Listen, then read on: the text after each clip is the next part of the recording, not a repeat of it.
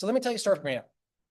It was August of 2003, a Friday night, and I was on my way from North Vancouver to the ferry to go across to see my sister in Nanaimo on the island.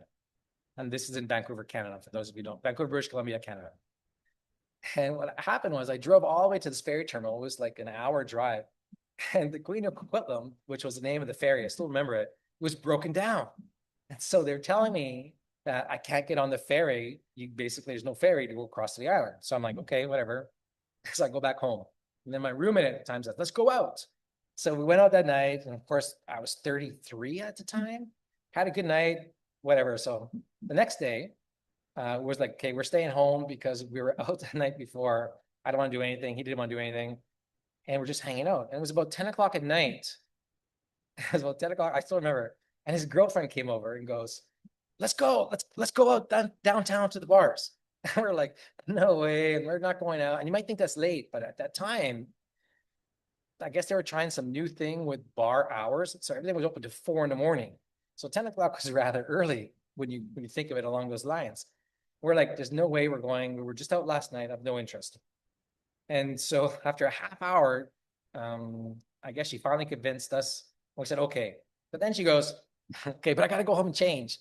I'm like, what? What do you mean you got to go home and change? It's now already 10:30. So how long is that going to take? Okay, drop us off. There's a local restaurant that turns into like a little pub at night sort of thing. You've probably been to one of those. We used to go there to play the golden tee kind of sports thing while we have a beer. Drop us off over there. And then when you're ready, come back and get us. So that's what she did. So we got out, we got ready. It doesn't take long for us guys to get ready. And I do what guys do when they go to a place where there's a lot of girls around. I'm walking around, and in about I don't know 10 minutes, I see this woman. Okay, and I was walking, and as I'm walking, I can see her, and I'm attracted to her, and she had this kind of Latin look to her. But I'd walked past her. I was like, I like her, but I walked past her for about 3 feet. I stopped. I'm like, what am I doing? I like this girl. So I backed up. Because she had this kind of Latin look to her, I kind of like stepped in front of her and said, hola, ¿cómo estás? That was the best Spanish I could come up with at the time. And she happened to give me the time of the day. So we started talking, and it was maybe 5 minutes only that she said, I'm finishing university. I'm in my last year, and then I'm moving back home to Nicaragua. And right away, I knew what she said. I'm not interested in dating anybody. I don't want any relationship. I'm basically out of here. I don't want to be dragged down. I'm not sticking around for anybody. And I knew that right away. But I'm like, well, tell me more about Nicaragua, because crazy people, they're not scared of anything. And you tell her, that's exactly what I told her that night. And so she kept talking to me about Nicaragua. So as the hours went by, I didn't even notice it, but my roommate must have saw that I was talking to this girl. He took off, and I was left behind with Maria. And in fact, before I go forward, it's very interesting because I'm not sure, for those of you watching and your significant other, if you can date back to, you have a picture of the first night that you met. But on this picture right here, I don't know how, but back in 2003, I don't even know what camera or who took it, but this picture is the picture of myself, my younger self at 33, and my wife. Okay, I'm 5 years older than my wife, so she's in her late 20s. But that's Maria on the first night. That's the woman that I fell in love with that night, and that led me to where we are today. Now, what's happening is, after I met her, we went on our first date.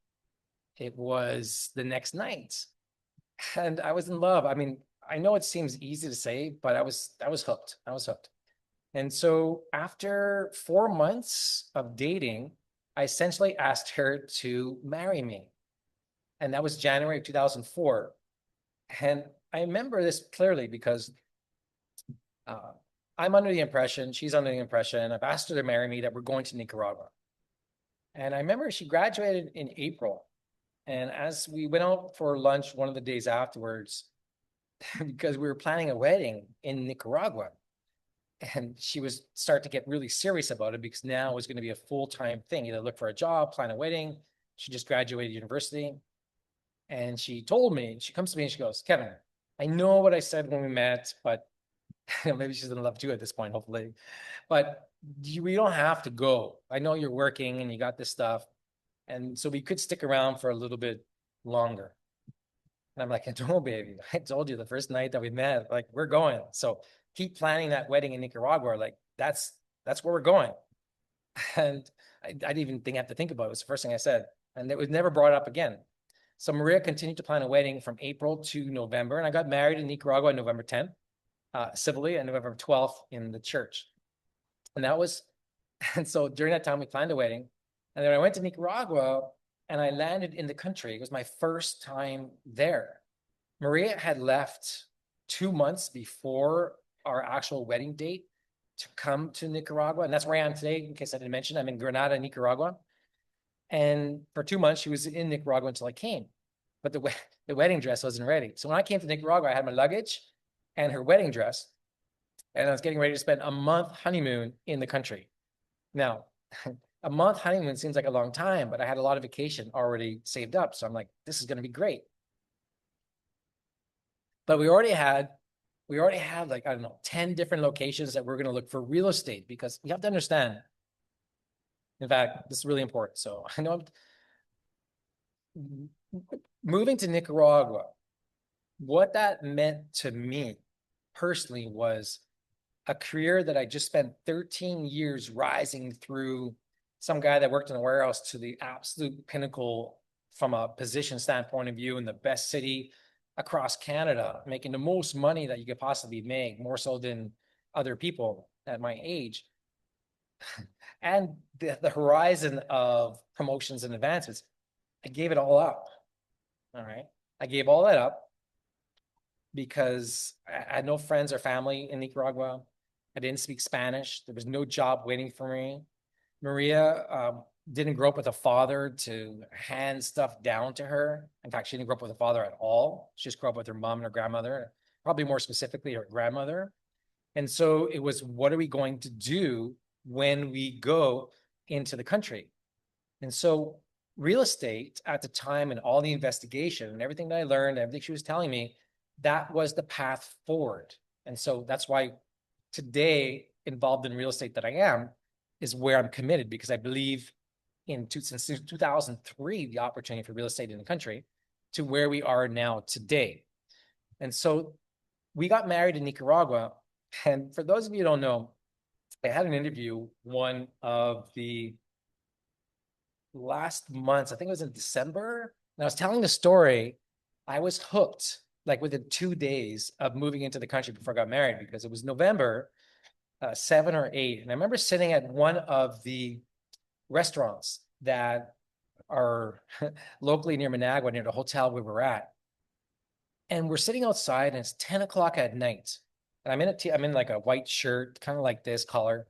And I'm like sweating.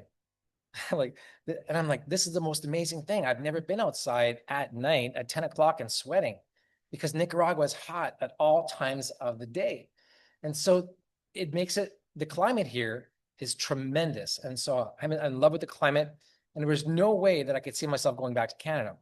So what happened was, and that's why I like this presentation. I got so much time to tell you this whole story.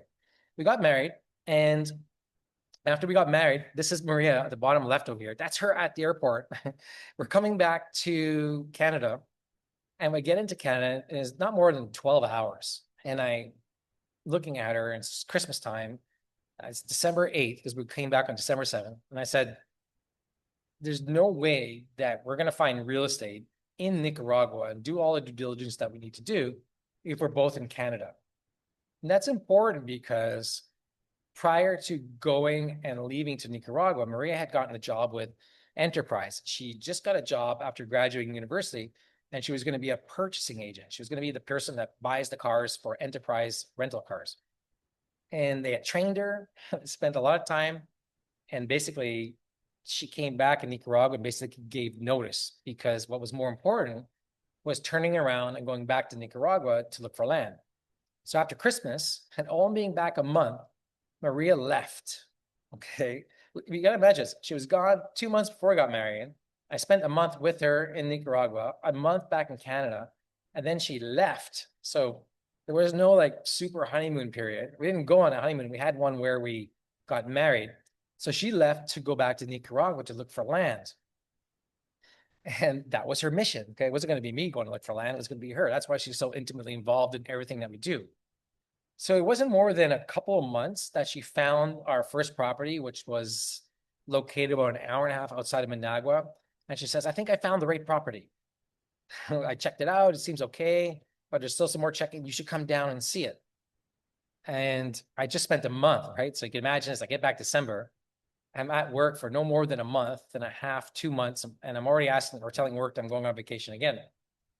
So what took place was I told the people that I'm going away for a week. I'm going back to Nicaragua. At this time, they're all making fun of me because they know it's only a matter of time before I'm basically leaving. Nobody really knows, but they're already like sensing what's going on. So I fly to Nicaragua in February. I spend a week there. Maria shows me this property. I'm like, okay, I got to go back. I'm working. I'll support the bills. Well, you go look for land and do whatever we're doing. Just, keep it up, baby. Keep going. So that's what she did. So I think it was the end of March, early March, that she called me and said, okay, I got this call. And she goes, I thought she's calling because we were waiting on hearing the results of some of the due diligence she was doing. Now I'm standing in Vancouver. I still know to this day, I'm standing in the paint store. And she called me and she goes, I got some great news for you. And I thought it was like something to do with the title or the title insurance or the lawyer. There's some of the stuff we were waiting on. She goes, you're going to be a father. I'm like, no way. Are you kidding me? This is amazing. I was so excited because what happened next was she's pregnant, looking for land, still driving on all these bumpy dirt roads throughout the country. And eventually what happened was it came to June. It was like 4 months later. I was still working. I couldn't take any more holidays. I couldn't get away. But now she's getting close to being 5, 6 months pregnant. And I had to make a decision at this particular point in time. And this is when I officially moved to Nicaragua. So what I did, I thought about it. I'm like, how do I get to Maria? How do I support this? She's pregnant. How do we make this happen? So I looked into the benefits of my job. And after being there for 13 years and not being a guy who ever took a day off and always banked a week or two holidays a year, I looked and said, spouses qualify for maternity leave. I'm like, well, maybe I can take some time off. So I went to my boss and I said, look, does this apply to me? And they said, well, yeah. Okay, well, how do I give you notice that I'm going on maternity leave? And everybody was like, what? You can't do that. Well, you just said I can.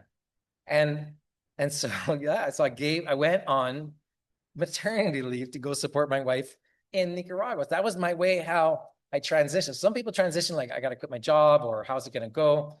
For me, my transition was I went on maternity leave from my job, got 60% pay, and then went to Nicaragua and basically for the next 3 months was there while Maria had the baby. And for the next 6 months after that, basically started the development of our property because we had found our property, closed on it, started selling it. And that's a whole different story, which is different than the property you're going to learn tonight. But that's the backdrop of getting started. And so where all that leads to is me moving to Nicaragua. Maria never came home after our wedding in January. That was it. She never came home. And I ended up moving to Nicaragua in June of 2005. So within 18 months, I met a girl, proposed, got married in the country, and moved there. Gave up my entire life. And after a destination wedding, I can tell you, I was broke.